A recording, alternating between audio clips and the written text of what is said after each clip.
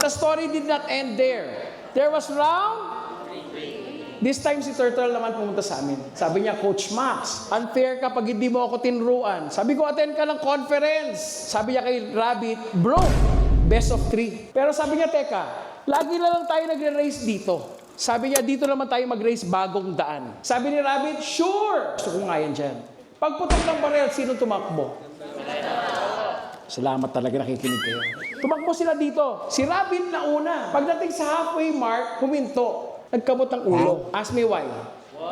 Kasi sa road na to, yung gitna may river. Yung finish line, nandun sa kabila ng river. So ito ngayon si Turtle,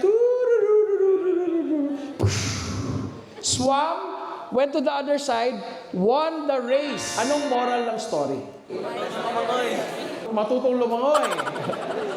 Moral of the story is this: harness your God-given talents, use it because it's already given.